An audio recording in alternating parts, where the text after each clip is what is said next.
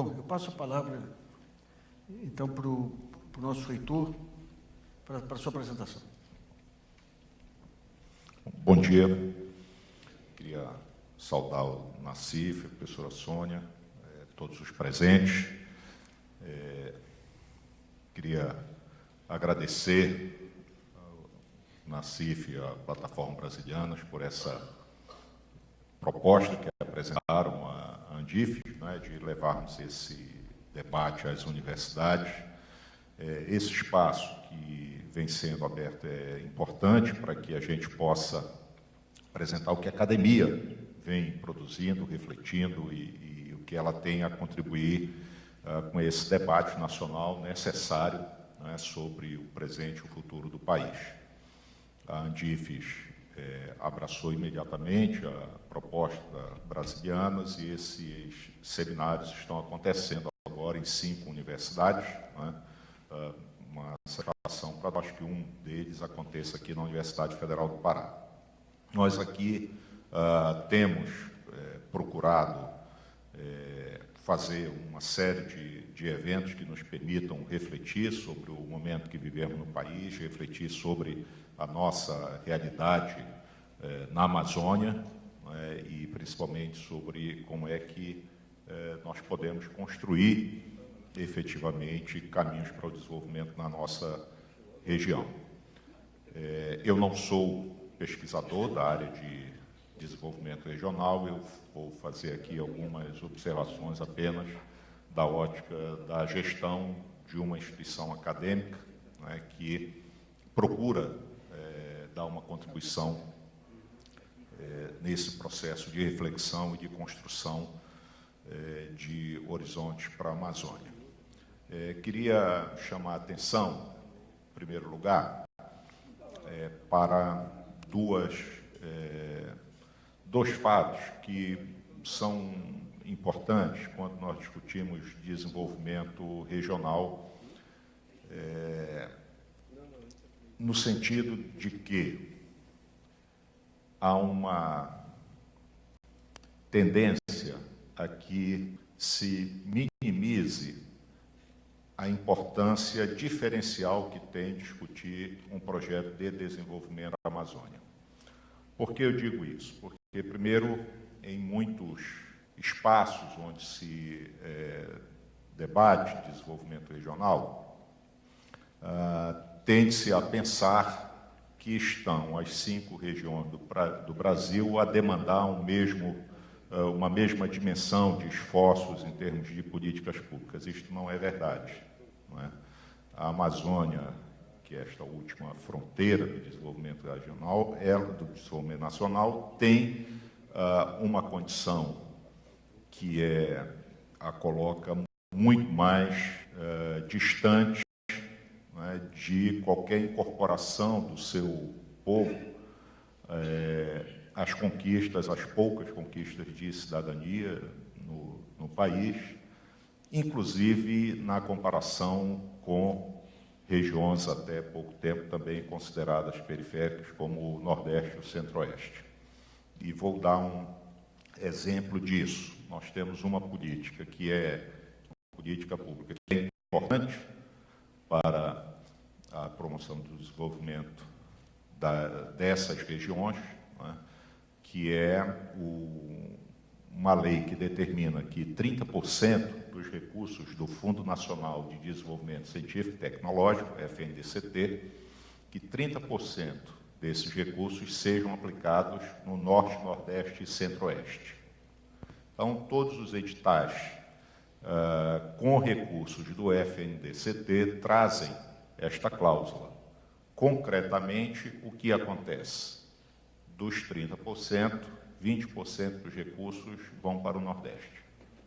Apenas 5% vem para a Amazônia e apenas 5% vão para o Centro-Oeste, sendo que no conceito do Centro-Oeste, né, nesses editais, inclui-se a UNB, né, que é uma instituição com um perfil mais já próximo das instituições do Sudeste. Então, concretamente, esta é uma política pública importante, mas que não tem funcionado como esperado, na dimensão que poderia funcionar para impulsionar o desenvolvimento científico e tecnológico nas instituições, seja da Amazônia, seja do Centro-Oeste. Então, mesmo quando parece haver uma política pública que olha de um modo diferencial, coloca junto a Amazônia, Centro-Oeste e Nordeste como se fosse uma mesma realidade, o que não são. Não é uma mesma realidade em termos do que requerem de políticas públicas. Uma segunda tendência que vimos observando, especialmente ao longo da última década, diz respeito a uma tentativa na área de políticas públicas, também para a educação, ciência e tecnologia, de desqualificar os enormes vazios que existem, né, sobretudo na Amazônia, com o argumento de que assimetrias regionais, né, são muito importantes, mas para sermos justos, temos que falar também das assimetrias mesorregionais. Isto, na verdade, opera para desqualificar uma atenção diferencial para a Amazônia, de tal modo que a escassez, a título de exemplo, a escassez de programas de pós-graduação para formar mestres e doutores em Roraima, por exemplo, é comparada com a escassez de programas de pós-graduação no noroeste do Rio Grande do Sul, não é? Ou em qualquer pedacinho ali do sudoeste de São Paulo, não é? Quando, na verdade, nós estamos falando de mesorregiões inseridas em contextos, né, cercadas por condições muito diferentes de promoção do desenvolvimento educacional, científico e tecnológico. Então, penso que essas são duas armadilhas que têm povoado certos debates acerca de políticas públicas e comprometido uma atenção adequada à Amazônia. Como a professora Sônia mencionou, e certamente vai ser objeto de análise em todas as outras mesas, quer dizer, nós estamos numa região hoje que tem os piores indicadores sociais, tem grandes vazios das instituições do Estado, quer dizer, um aspecto muito importante de dizer é que cada vez que um grande projeto, por exemplo, energético ou mineral chega com esses impactos, ele frequentemente chega em um pedaço da região onde as instituições do Estado não estão presentes, não é? Então, ele entra gerando um conjunto enorme de conflitos, um conjunto enorme de dificuldades para as populações tradicionais, sem que estas populações possam contar com as instituições do Estado à sua porta para promover a defesa dos seus direitos. Do ponto de vista econômico, não é? É uma região que carece de um modelo de desenvolvimento que hoje não pode mais promover a geração de renda simplesmente com a exploração não sustentável dos seus recursos naturais, mas não tem um modelo que garanta a apropriação dessa riqueza de um modo sustentável e de um modo que respeite a cultura, as tradições, a condição de vida dos povos da Amazônia e que permita que esses povos se desenvolvam. Paradoxalmente, temos a maior riqueza do país, temos 20% da biodiversidade do planeta, né? Temos a maior reserva de água doce do planeta, né? O que é algo cada vez mais valioso. Temos a maior reserva de recursos naturais e temos uma importância fundamental para o clima no planeta também. Então, somos importantes, não apenas para o Brasil, mas somos alvo de projetos que não são, em primeiro lugar, pensados pelas populações locais, não são projetos voltados para a população local, né? A professora Sônia mencionou o fato de que nós construímos hidrelétricas para atender os projetos minerais, né, esse de transformação para essa indústria eletrointensiva, que não deixa renda para a população local, não paga imposto, não é? Então, nós nos tornamos uma região que está sendo usada para gerar ativo ambiental para a indústria do resto do país e de outras nações. Uma região que é usada para gerar ativo energético, não é? Para atender interesses também da indústria e de outras regiões. Porque qual é a questão da exploração mineral no Estado, que não deixa nada e deixa esse passivo ambiental e esse passivo social? É que ela precisa acontecer para gerar saldo na balança comercial. Mas saldo para cobrir importação do quê? Do que alimenta o sudeste do Brasil. Não é que nós geramos um saldo na balança comercial porque assim podemos também empatar com o que importamos para o desenvolvimento da Amazônia. Não, nós exportamos a custo zero em termos de impostos, né, graças à Lei Candir, para garantir que o Sudeste continue importando tudo de que necessita para se desenvolver.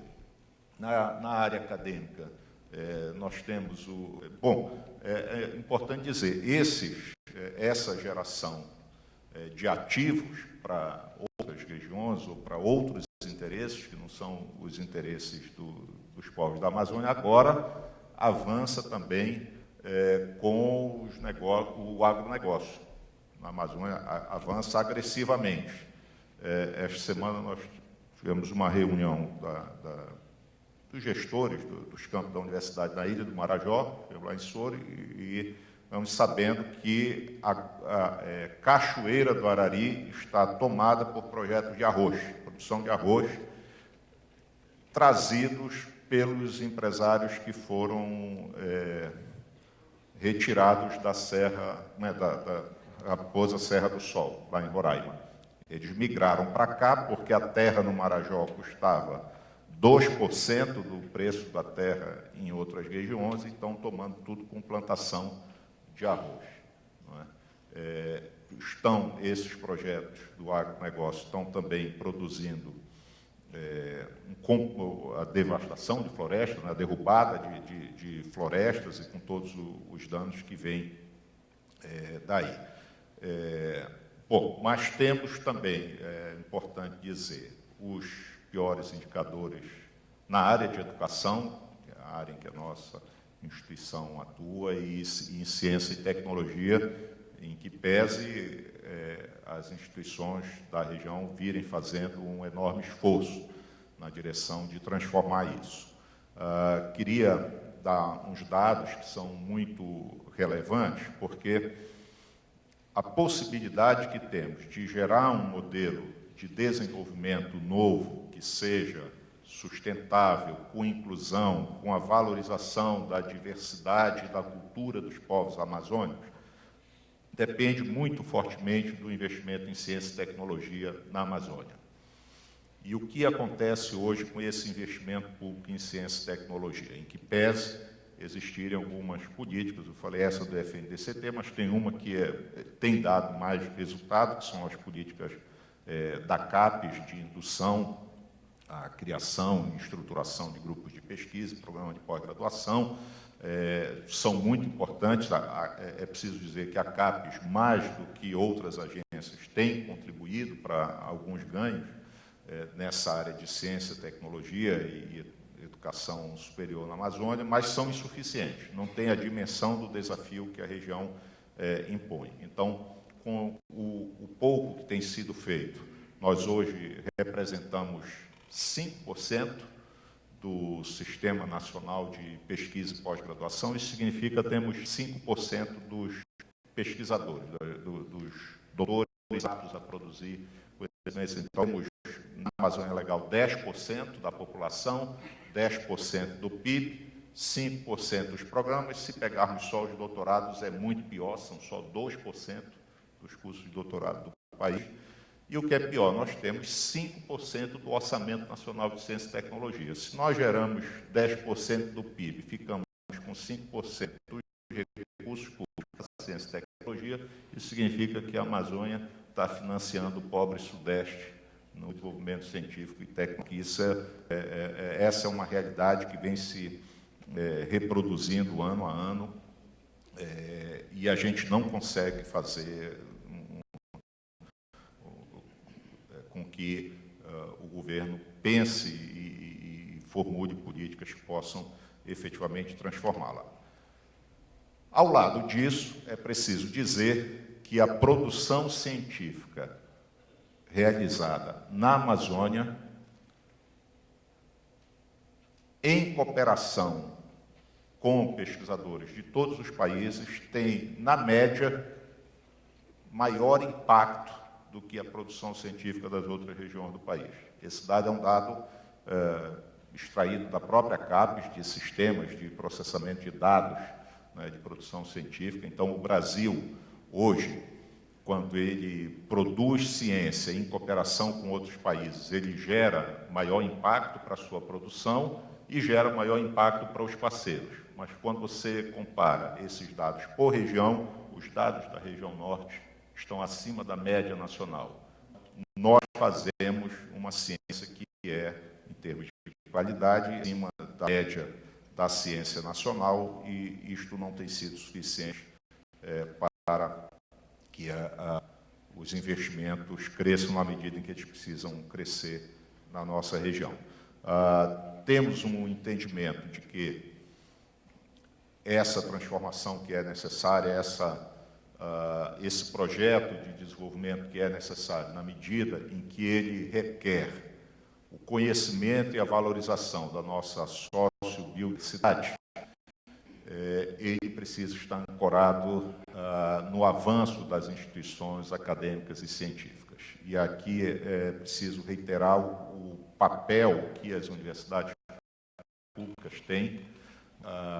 Nós temos uma rede de instituições multicamp, todas as universidades federais na Amazônia são instituições multicamp, com uma razoável capilaridade, e essas instituições, onde chegam, elas têm um impacto que é muito mais intenso do que acontece em outras regiões do país, porque nós não apenas cumprimos este papel de dar oportunidades à população local para acessar a educação superior e, com isso, alavancar o desenvolvimento social, e não apenas produzimos conhecimento sobre os grandes problemas locais, mas nós geramos consciência social, política, ambiental. Nós desenvolvemos projetos de conservação ambiental.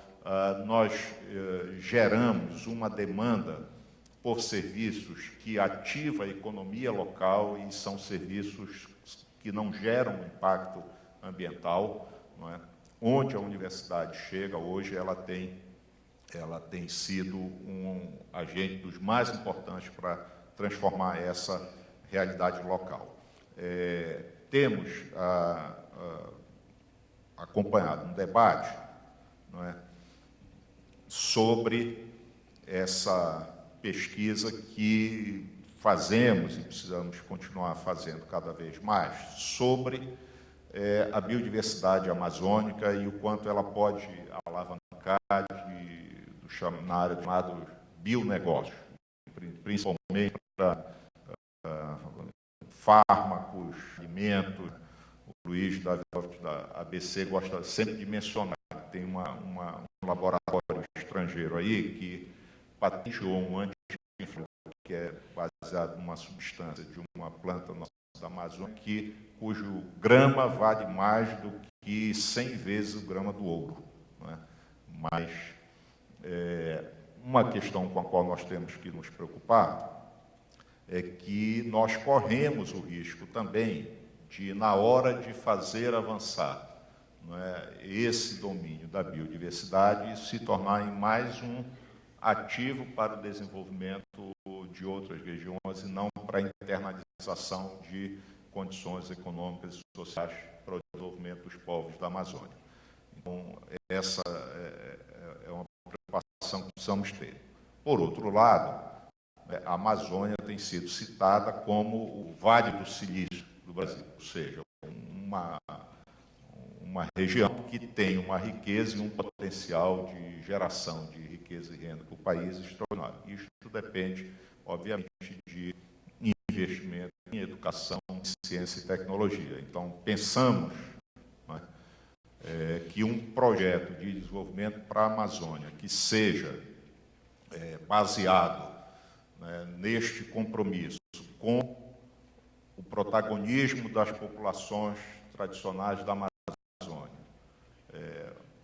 desenvolvimento econômico e social dos povos da Amazônia, precisa ser um projeto que reserve um espaço muito especial para as instituições públicas voltadas à educação, à ciência e à tecnologia. E já seria razoável, se os investimentos nessa área equivalessem à nossa participação no PIB do país. Estamos muito longe disso, mas certamente dobraríamos o sistema hoje, por exemplo, de universidades. Na semana passada, nós tivemos um seminário aqui, realizado em conjunto com a Frente Brasil Popular, para discutir o projeto para o Brasil, e, nessa ocasião, propusemos e foi acatada a criação de um GT Amazônia, para discutir um projeto para a Amazônia, GT coordenado pela professora Castro, que vai falar daqui a pouco, e nesse debate que iniciamos, também criamos um espaço a mais para a colocação dessas preocupações nossas. E pensamos que um desafio que temos, especialmente neste momento, é justamente convencer os setores da burocracia nacional, que tendem a pensar o desenvolvimento, sobre esta necessidade de haver um projeto de desenvolvimento que tenha esse protagonismo dos povos, essa preocupação com o respeito aos direitos dos povos da Amazônia e esta preocupação com o desenvolvimento econômico e social desses povos. A universidade pública na região, a rede de universidades públicas na região, tem um papel importante a desempenhar na execução, na formulação e na execução dessas políticas, por isso está permanente aberta para esses debates. Citamos um exemplo, vou encerrar com isso. A professora Sônia mencionou aqui o caso de Belo Monte. Belo Monte, pelos últimos números que eu vi, custou 30 bilhões de reais.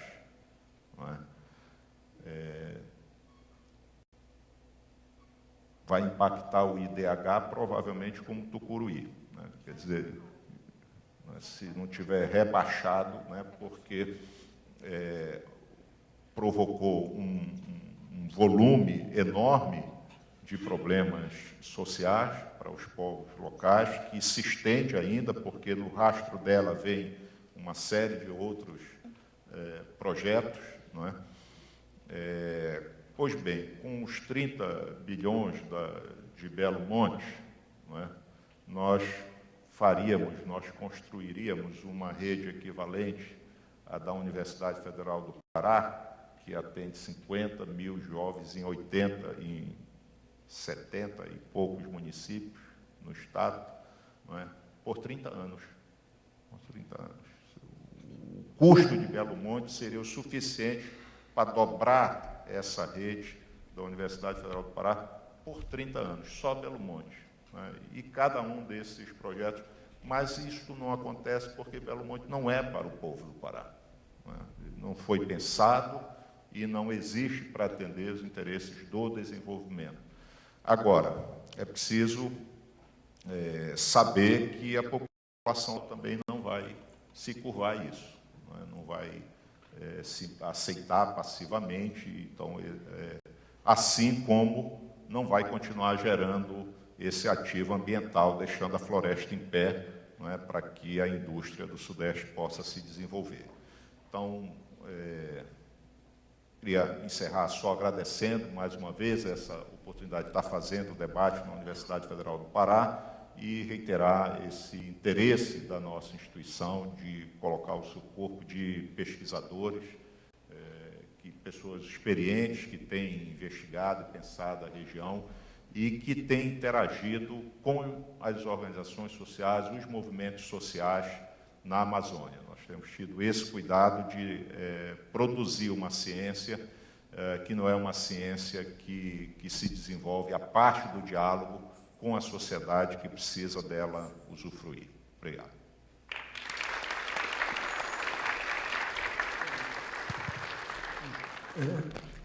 É muito interessante esse negócio da ciência dos indicadores. Né? Quando começou a primeira tentativa de descentralização das verbas de pesquisa, os pesquisadores de Unicamp, USP, UFMG, eles vinham com a noção de eficiência. Como nós já somos seres consagrados, cada real colocado aqui vai gerar mais ciência do que... Isso aí ocorre praticamente em todas as políticas públicas, porque não tem uma análise das chamadas externalidades. A própria Tânia Bacelar, ela fez um estudo mostrando que os institutos federais e universidades gerais tiveram um papel mais relevante para o desenvolvimento regional do que o próprio da família. Então, eu acho que o Brasil é muito carente de estatísticas em todas as áreas. A gente comentava, tempos atrás, a questão do aumento do salário mínimo. O aumento do salário mínimo gerou 50% das famílias que recebiam, que tinham aposentado o pensionista, eles eram ricos de família. Ou seja, teve ganhos em educação dos filhos e netos, da saúde, da segurança, porque tornou esse pessoal com mais defesa contra o aliciamento de organizações criminosas, mas tudo isso não é computado. A gente tem uma visão monofásica de estatística que impede que tenha toda essa noção do entorno, do desenvolvimento. Eu acho que mereceria também estudos aí para começar, aproveitando esses tempos de Big Data e tudo aí, para começar a levantar indicadores dessas externalidades, né? O efeito multiplicador sobre a região, assim como essas estatísticas de queda do IDH com investimentos maciços que são feitos aqui. Né? Bom, de qualquer modo, foram acho que 2 diagnósticos muito relevantes aí para mostrar a importância da interlocução com cada localidade, porque a ideia que se tem é uma responsabilidade, é eletricidade para todo o país, é benefício de todos, não é benefício de todos. E em qualquer lugar, desde o Código de Águas, as riquezas do subsolo têm que ser compartilhadas, têm que trazer bem-estar para o conjunto da população. Bom, agradeço muito as 2 exposições. Me informaram que a gente vai ter 15 minutos aí para um cafezinho e voltamos correndo em seguida aí para poder dar conta do horário aí.